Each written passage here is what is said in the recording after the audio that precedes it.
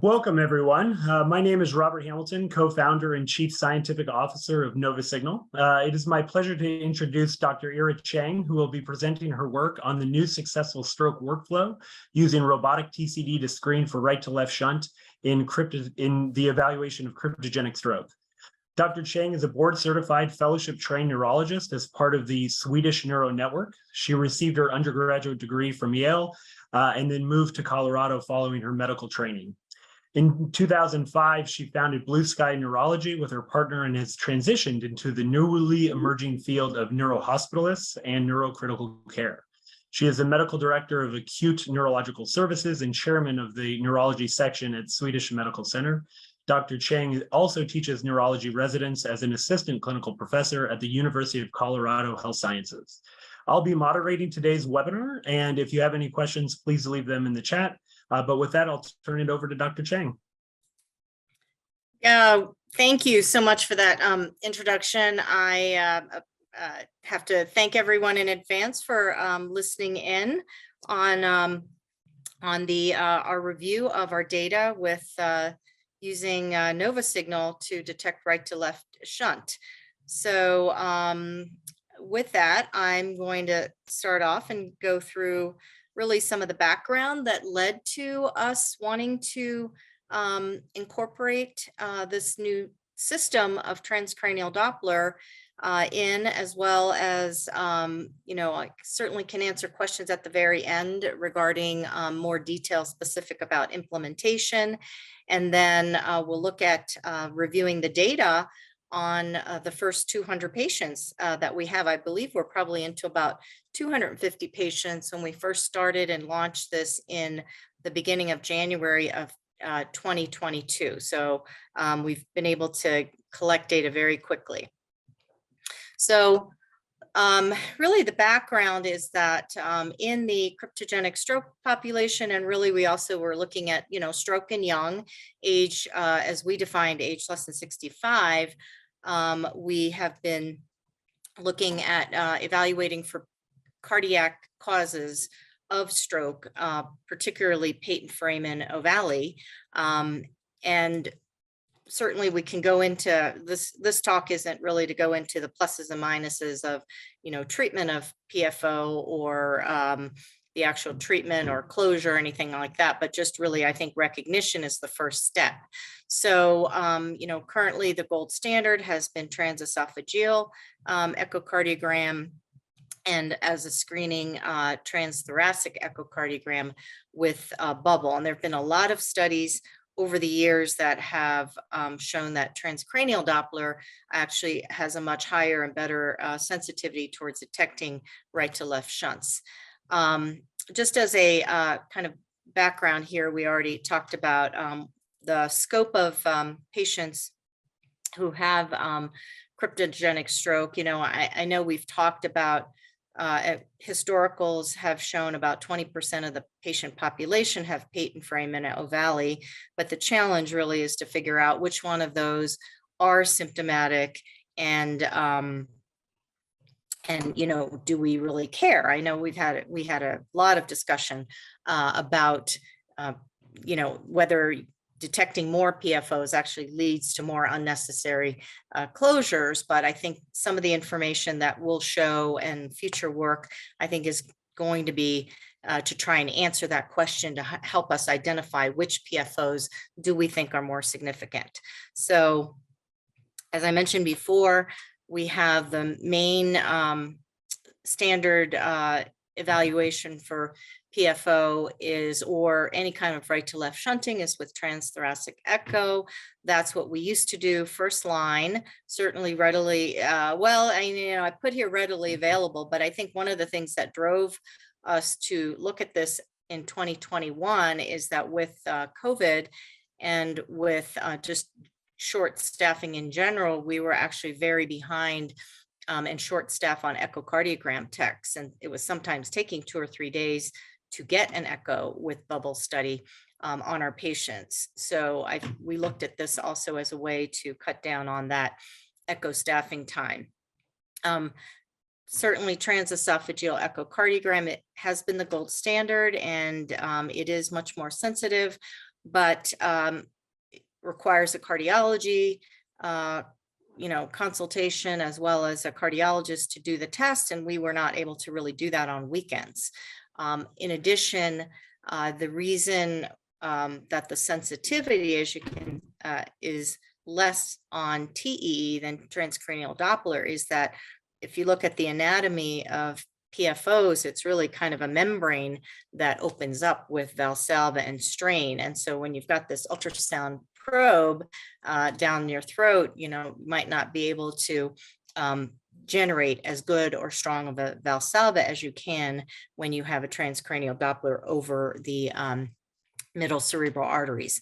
So with that information, we wanted to look at this system of NovaSignal, which is more of an automated robotic TCD technology. For those who've been at our center at Swedish, probably back in the 2015 timeframe or so, we actually did institute transcranial Doppler as part of the stroke workup in cryptogenic and young strokes, but it was kind of a manual head holder for detecting the signal. And we did have to, as a neurologist, come to the bedside and do the bubble injection and read it at the bedside. And that just got to be too difficult to do with our schedule. So we actually ended up not utilizing that. So when this came up with the automated robotic TCD technology, we're really able to have, because of the head holder that is very easy to put on based on kind of guidelines, and placement, as well as these little fiducials that guide where to place the ultrasound probe. Then the AI technology is used to actually hone in on the signal. And once it finds the best MCA signal, sometimes it'll pick up a PCA or ACA, it will lock in on that. And even if the patient moves a little bit, it'll kind of lock back in on that signal. So with that, we were able to train our ultrasound technicians, and really any other alternative staff to do these studies. Additionally, we have this Nova Guide View, which is pictured here, where the actual results can be viewed on your iPhone or whatever smartphone, along with the ultrasound audio, which I think is very important in terms of hearing the little bubbles and the emboli. So looking at the system, we felt that this might be a much easier way to incorporate TCD into our stroke workflow. There was a study recently that last year presented at the International Stroke Center. That was a multi-center trial by Dr. Mark Rubin at University of Tennessee. And they wanted to look specifically at using this technology, TCD technology, versus echocardiogram with bubble study in the same patient. And they found that their rate of right to left shunt detection was 63% compared to 20% in echo with bubble. So, and they actually were able to also find also higher number of large shunts, which is really, I think, the population and the population that we are really want to be concerned about is causing a stroke. And that number was, as you can see, 27.8% versus 10%. So here is our workflow. So when we, and our algorithm for admission, when we introduced TCD with bubble, and, all of our patients who have TIAs and strokes do get admitted at least overnight for a stroke workup. And so we started with the inpatient population because as opposed to any outpatient populations, as we thought this was a very kind of set population.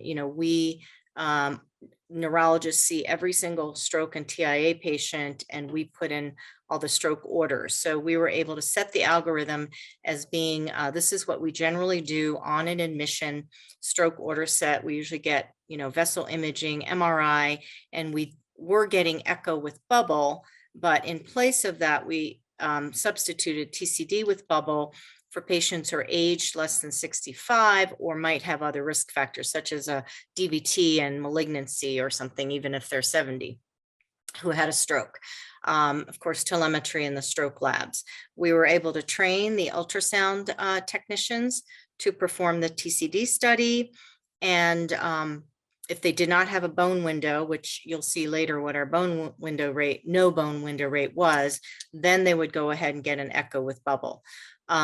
Once the TCD was performed, then we had trained our neurologists to read these TCD with bubble studies and got them credentialed to our hospitals. So instead of the radiologists reading these, we had our neurologists who are also the ones seeing the patient, and it's very objective, as you'll see later with some of the examples. So the study was uploaded to NovaGuide View, which we can look on our phone, and then we would generate a report, put it into the EMR. Patients generally who had a right to left shunt that was low grade, Spencer 1 to 2, or thought not to have, were generally evaluated further by our neurologist to be able to determine, do we think the PFO is a cause of the stroke? If not, what is the cause? And if it is the cause, then, we should refer them for further workup, maybe a TEE or cardiology workup. Patients who had a higher grade shunt from grade 3 to 5, we did usually get a cardiology consultation for further evaluation and workup. And much of that was done on an outpatient basis. Again, this was also a period of time when we were very short on hospital beds, and we're looking for ways to be able to move these patients from an inpatient workup to an outpatient workup, which the cardiologists were able to see these patients in their offices for the rest. Most of these patients usually ended up needing some type of Holter, 30-day Holter monitor, or loop recorder or something for a period of time before further testing for whether a PFO should be closed and getting neurology input in on that. So that's a whole nother phase that we'll hopefully be able to report on in the next few months.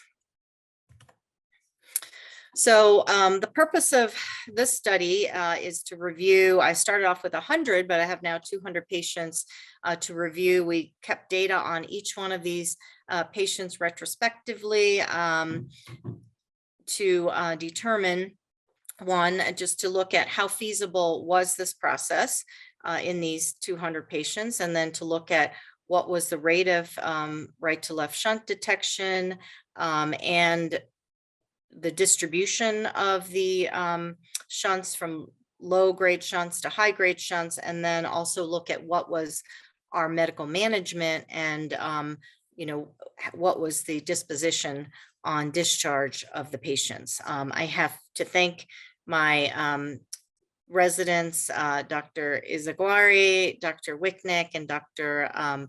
Brejna, who helped with the data sort of abstraction from the medical record and the chart. So here's the shunt detection rate. And I'm really, just to highlight, this is right to left shunt because I'll show you later that not all right to left shunts are PFOs, but just what we're detecting as emboli getting into the brain.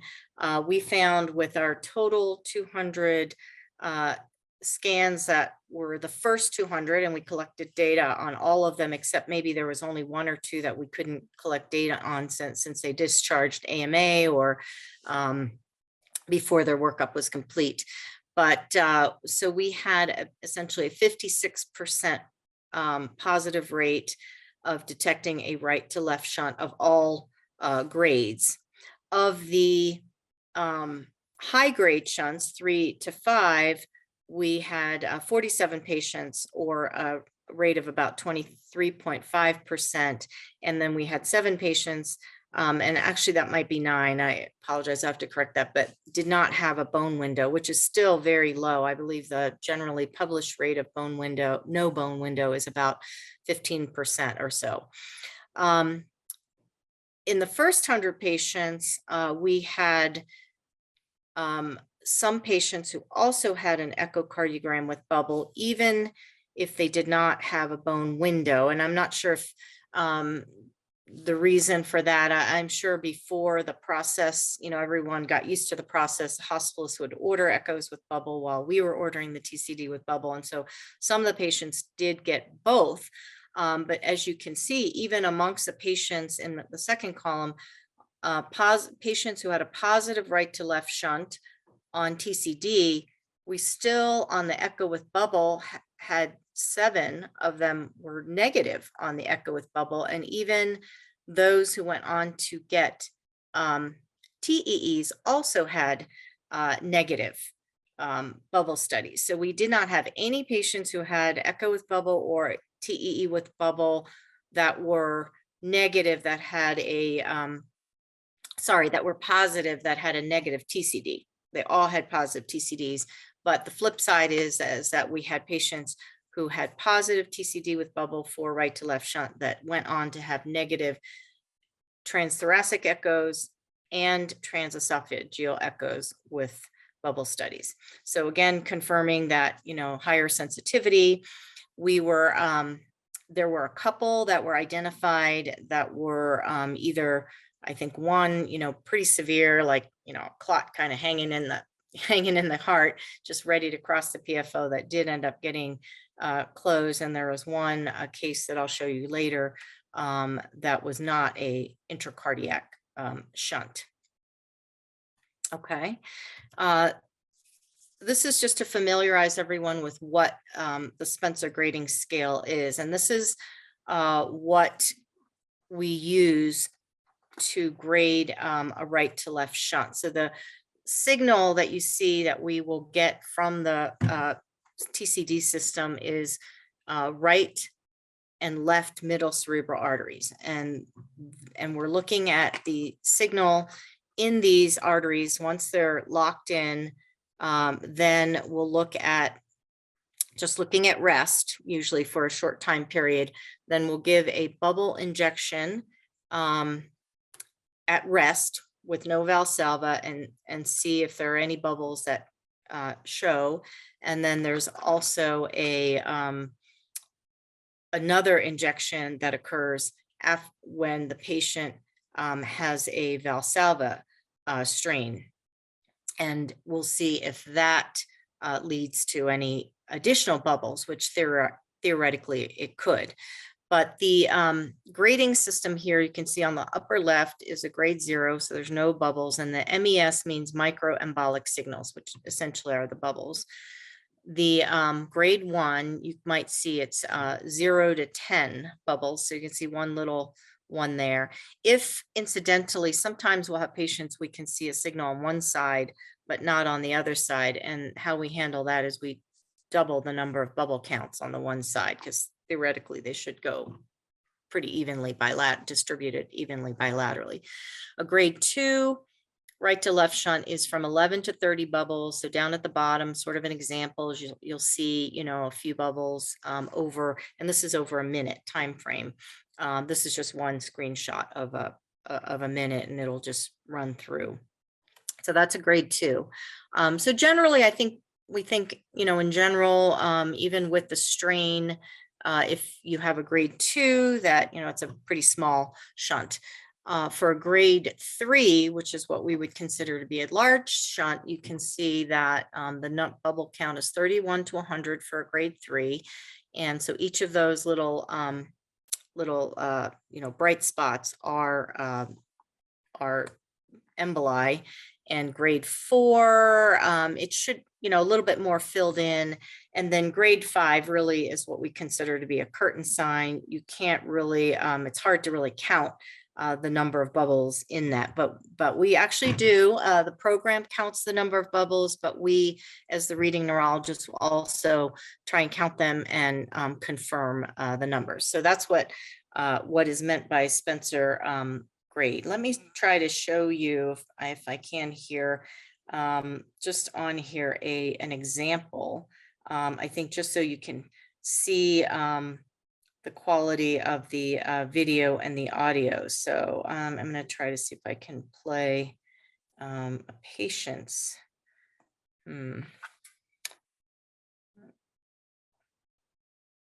Not sure why that's, let's see. I just looked at that this morning. One second. If I can't get this, we'll move on. You know, it's always, that's why I never include videos into the presentations, because sometimes inevitably when you want to show it, it never turns out. Okay, here we go.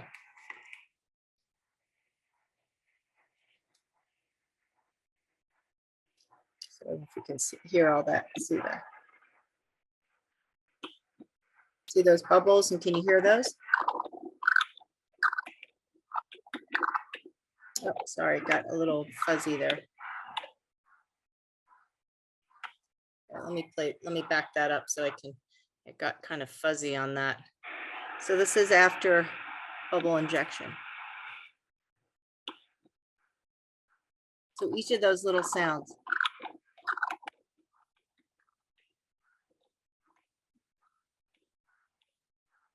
Okay, well, you guys all get the idea. So that was a grade 4 shunt with Valsalva. All right, so yeah. So what we found on the patients in terms of, here's just a distribution of, you know, the number of what we found. We, you know, so we had 75 patients who actually had no shunts identified. There were some that could not perform the Valsalva strain, even with the TCD. I mean, there, you know, these patients are, some of the TCDs were done in the neuro ICU.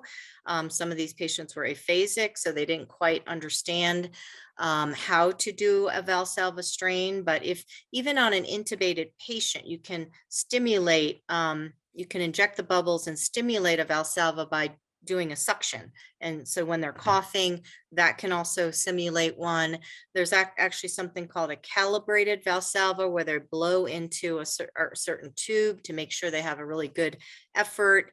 And there's, again, other ways to try to help these patients. But, you know, sometimes they just weren't able to follow the instruction. And I think, you know, they can have their TCD with bubble study done at a different time. So those are the ones that I could only get data on the rest study, but not with a good Valsalva. We had 60 that had either at rest or Valsalva only. They had a 0 to 2 grade. And then we had some that were really very minimal shunt at rest, but with the Valsalva, they really had an increased number of bubbles. And that was the example that I just played for you. And then there were some that even at rest, they had a fair amount of bubbles at rest, and then certainly with strain as well.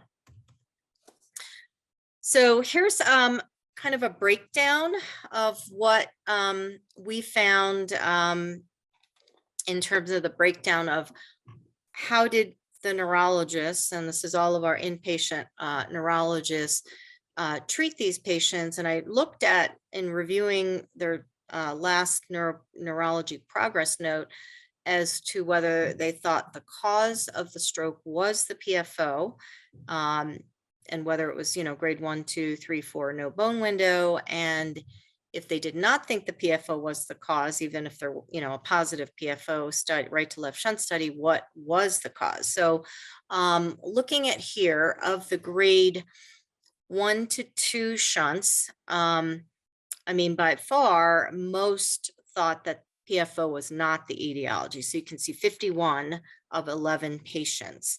The 51 patients that were not thought to be PFOs thought to be cause of the stroke, you know, a lot of them were AFib, cardiomyopathy, dissection, intracranial stenosis, small vessel disease, a fair number that were cryptogenic, meaning I think at the end of the evaluation, if really there was nothing found and it still looked like not a small vessel or other disease, I called that the cryptogenic because we just don't know. So essentially needs further follow-up. And then there were some that were stroke mimics, migraines, or iatrogenic, or various other causes. Of the 11 on the upper left that was thought to be PFO as a cause, and I included possible cause as well as definite cause, because we don't necessarily always know right at the time of discharge, but maybe referred on for further cardiology evaluation. The patients were placed on aspirin, dual antiplatelet therapy, sometimes anticoagulation because there may have been a DVT or a hypercoagulable state. And I think those are the cases where maybe a small shunt was thought to still potentially be a cause of the stroke, is that if there's an associated hypercoagulable state. And then we had one patient who signed out AMA. Of the patients who were found to have a grade 3 to 4 shunt, certainly I think, and it seems to make sense, but I don't necessarily, and I do think some of these, so one might answer, question, did we make this determination because we found the PFO, or was it could they think in terms of lack of other causes? I mean, I'm sure it's taking all this data together and at the end of the admission saying, okay, I do think this is significant. So 37 of those grade 3 to 4 shunts were thought to either be likely the cause of the stroke or possibly the cause of a stroke. And those patients were generally discharged on really a variety of aspirin, dual antiplatelet therapy, and anticoagulation.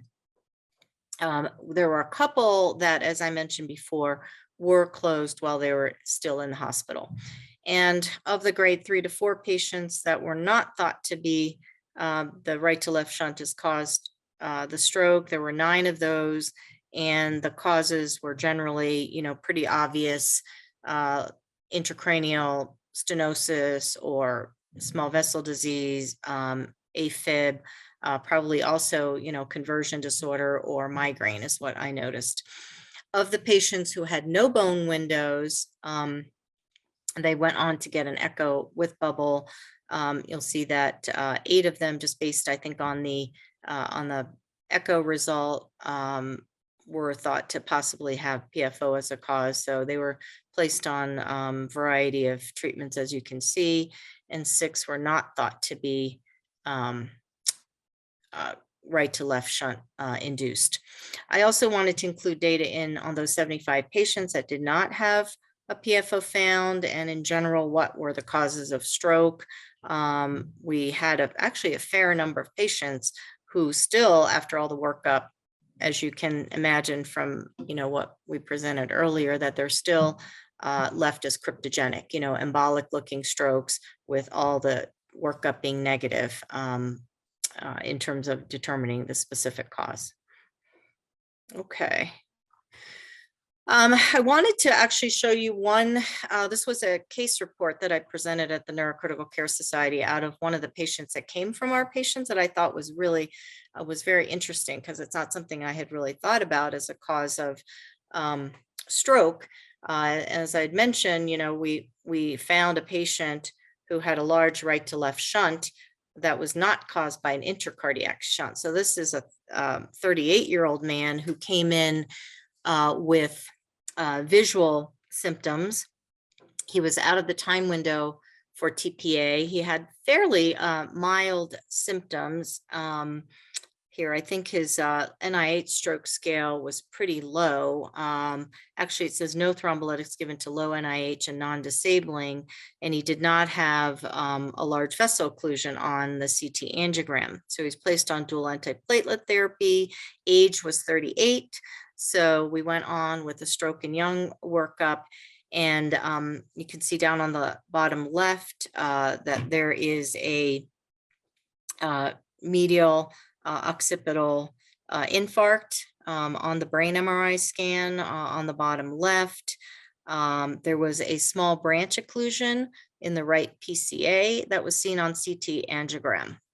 The patient went on to get the TCD with bubble, and immediately at rest after the bubble injection, he had a grade 5 curtain sign, right to left shunt. And then on the Valsalva, he also had a grade 5 curtain sign, right to left shunt.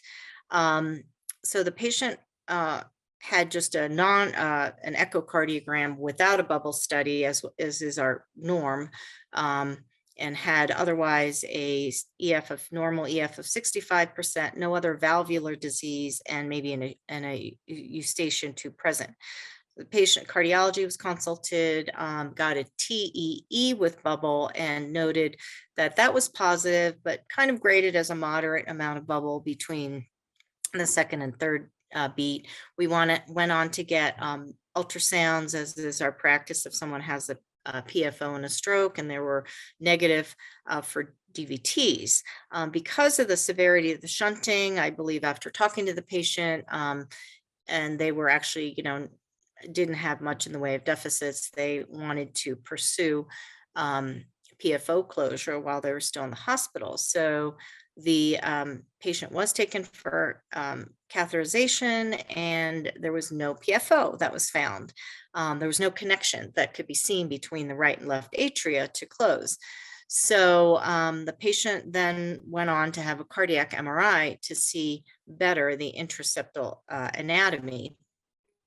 And on that cardiac MRI, they found a pulmonary AVM. So I don't know if you can see on the CT angiogram there that there is a connection where I put the arrow. There's a clot inside where the bright spot is artery, and next to it there's vein. So there and on the and so that's a direct connection between the pulmonary vein and the pulmonary arteries, so that that is another source of thrombi that can get into the into the arterial circulation and cause a paradoxical embolism.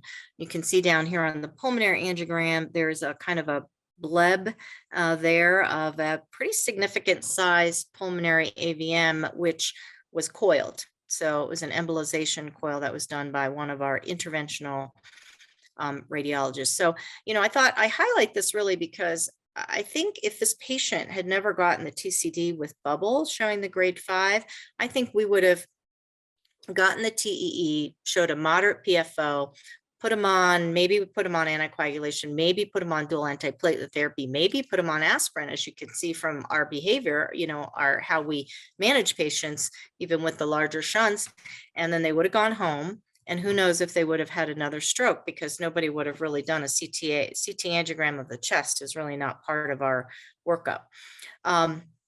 Another thing about, pulmonary AVMs, which I know most of them are very small and probably not of any clinical significance, but right to left shunting in and of itself can have consequences. Most patients will compensate for a little bit of hypoxia that they can get from right to left, from a persistent right to left shunt by, increasing their red blood cells. And it really only comes into play when they're really stressed, but under normal exercising conditions, they are doing fine. I have someone I know who ended up becoming very symptomatic while they got COVID. So they had pneumonia, got hypoxic for other reasons, and really decompensated because they had a persistent right to left shunt. So I think that is something to think about, when we see a right to left shunt. It's like not everything is, has to do with causing stroke.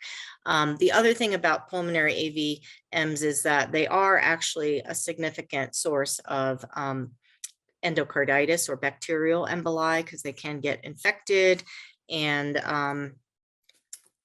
not ischemic strokes, but there's also some question of whether they might have something to do with migraine. So I think that's a, kind of something that we can start thinking about when we have a large right to left shunt. I think we have to think about pulmonary consequences of the shunt other than just, whether it causes a stroke or not.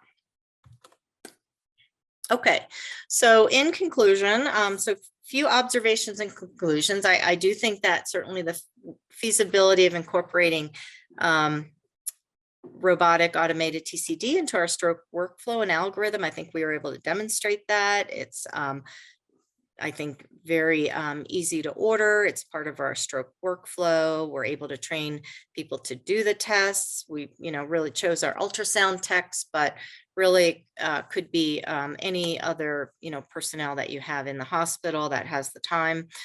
We were able to train our neurologists to read the results. So I think that's, something that the neurologists were really interested in, as well as, having another procedure to do. And we were able to discontinue bubble studies on echo testing, which really the second 100 patients I looked at, I think almost not a single one of them had an echo with bubble, to avoid unnecessary duplication. And so if that's an issue in your facility or hospital for echo techs, then, this may be a solution for that. And certainly being able to not wait for the cardiac workup in order to discharge a patient, I think was an advantage.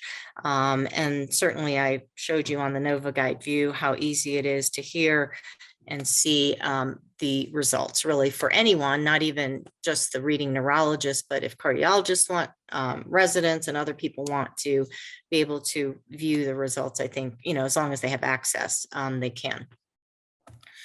Other observations from a clinical point of view was that certainly the sensitivity was, as we would expect, much better than echo or TEE with bubble. We were able to find other structural causes that could cause stroke other than a PFO that might have otherwise been missed. Grading of the right to left shunt, I think, is more straightforward and objective and consistent than what you can get on the echo and the TEE reports in terms of quantification. Certainly the TEEs are done as well, just because of looking at other anatomic factors.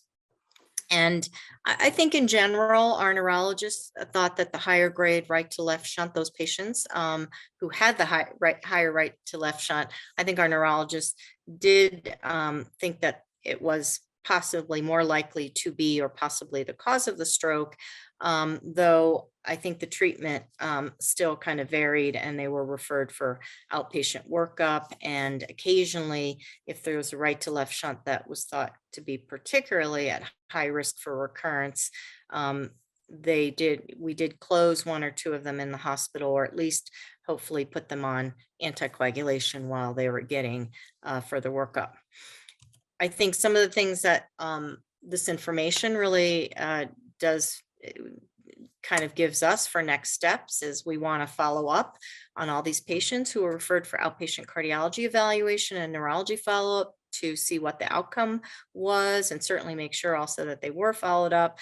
And then even if, I think this also would be helpful to see, to do a longitudinal follow-up of the high grade right to left shunts, for whatever medical management or closure they have, but if they're on medical management, just to see, for the next few years, are there any follow-up neurologic events, or, that's more of a prospective study, but I think that's really important, because this goes into whether, of the 20% of the population who have PFOs, which of those 20% can we identify the ones who have higher risk for stroke, and should we treat them then appropriately? I'd like to go back and review our current data and calculate the ROPE scores on all these patients, along with the cardiology follow-up. I know there's a patient, there's this paper recently published that looked at Pasquale scores and TEE and PFO closure to make a clinical correlation there, but I'd like to use this data and use the ROPE scores for that as well.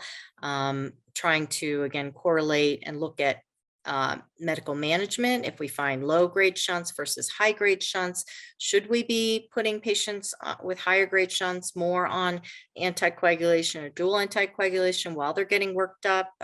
You know, I don't know the answer to that, but we can look at that. And then I think for high-grade shunts, we also want to consider whether they should be referred to a pulmonary specialist or maybe have pulmonary function testing or something to see if they have other causes of pulmonary or cardiopulmonary dysfunction other than just the stroke itself. So I think that concludes my talk. So if anybody has questions, I'd like to entertain them now. Yeah, no, thank you, Dr. Chang. And there's a number of questions. The first, I'll start kind of on the clinical side. Could you clarify your workup for the small grade shunts, the Spencer grade 1 and 2 shunts?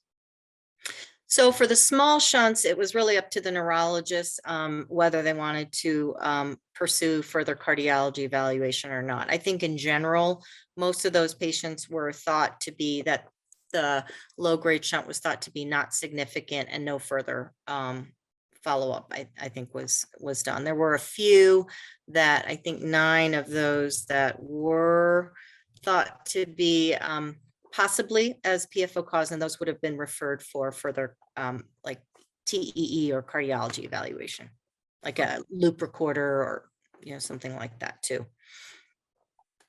So a couple of questions on the actual kind of call it TCD protocol piece of it. Coming in 2 questions. Do you have anyone that can do basilar artery insufflation with the TCD bubble studies? So that would be, we do have the ultrasound techs who can do a manual transcranial Doppler. So it wouldn't be with this robotic system, but we could certainly do that if we wanted to. So I think the next question on that is a comment about the no window rates. It has been shown that even if you collect, or even if there is no window, you can have the probes insonate where the MCA might be and then inject anyway, inject anyhow. If the patient has a shunt, you'll magically find a window. The downside is if negative, you don't know if you necessarily missed that or whether or not it's a true negative. So I'll form it into a question. Were you, if the subject had a no window, were you still injecting bubbles? I believe, yes, we were on some, and I wouldn't say, I mean, if there was, some were just completely like really nothing to be seen, but if there's, a hint of, sometimes we are able to get a little bit of an ACA or PCA or, some very weak signal that would not be good enough to get any measurements off of, for the MCA itself or velocities. But we did find that when you injected with bubbles and there were bubbles, you'd say, well, okay, well, that's not a artifact, because it goes with the timing. So we were able to use that. And maybe it might have underscored the number of bubbles, but if we did see bubbles, at least we had an indication of a shunt. Next question was really on the performance. Did Echo, either the TTE or TEE, pick up the shunts that the robotic TCD missed? No, there were none there were no shunts on Echo or TEE that were TCD negative. So meaning is that there were Echoes and TEs that read no shunt when the TCD was positive, but there were, of the TCDs that were negative, there were none that had a positive Echo or TEE. And one thing about the even with the strain part on an Echo with bubble is that when you have a probe, and if you're really doing a strain and bearing down and coming, and if they move their chest, sometimes the probe slips a little bit, even just a tiny angle. So it's a little easier to miss, bubbles, I think, going across the shunt. And the same thing with the TE, but we did not have any that were positive that the TCD missed, unless it's no bone window. Yeah, as a follow-up question, were there any TCD positive cases, TEE negative cases? Were those small shunts or were those larger shunts? So on so this goes back to here. So TEE with bubble. So you could see the top line, 5 negative TCD, of which they had 5 negative TEE, no positives. Let's see, so positive right to left grade. No, let me look at the grade 3. So grade it looks 3. like one of them. Yeah, one of them was negative. 6 were positive. Now, our TEE reports, that's the one thing is our reports really just sometimes they don't specify. It's like small, moderate. I don't recall that it was large at least, but they're just not as specific about the degree of shunting. It's like they usually say moderate. Thanks. A follow-up question. Do you define no window R8? Do you have the no windows and the robotic TCD positive cases in the cohort? So if they were, I'm assuming, a no window that you were then found that you did an injection, you found a positive window, those would be moved from the no window into the positive section? Is that how it would be interpreted? Those would no longer be no window? Yeah, yes, correct. Yeah, Okay. if we were able to, I mean, no windows are truly nothing. No signal.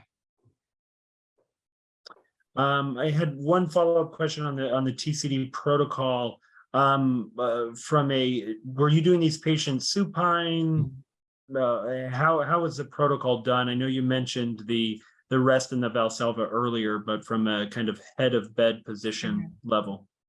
Yeah, so I think they're usually like 30 degrees, 40 degrees up. They're not really fully up because the way the probe system works, the patient is laying their head on a head holder, and they have the TCDs around the side, so they are usually leaning their head back on the bed. So usually it was supine, but with some degree of elevation.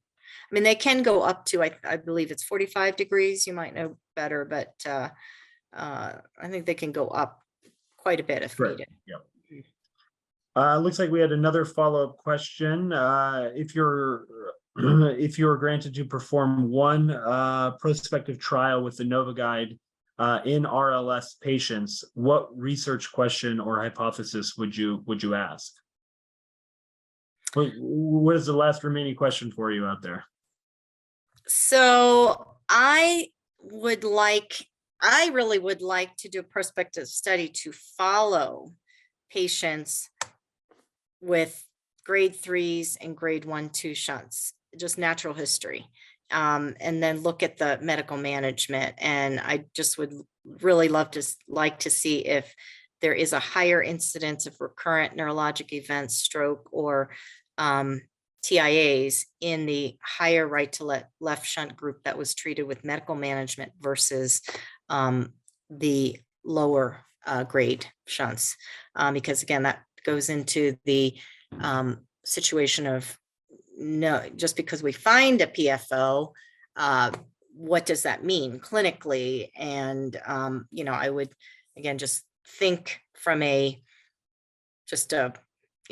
kind of general point of view, like I would think, oh, okay, well, I would think a larger shunt would lead to more risk for stroke, but there are a lot, there are a lot of people who maybe don't believe that, or we don't know. And then along goes with that is the medical management piece of it, which, that's a whole bigger study is, not to get into PFO closure and all, but I think I'd like to go back and relook at, the general 20% of the population has PFOs. So why do we care? Question. Great. Well, I think we're getting close to time, and there's no more questions. Dr. Cheng, thank you very much for your presentation today and all the hard work on this project. All right. Thank you very much. All right, everyone. Have a good day. Thank you, everyone.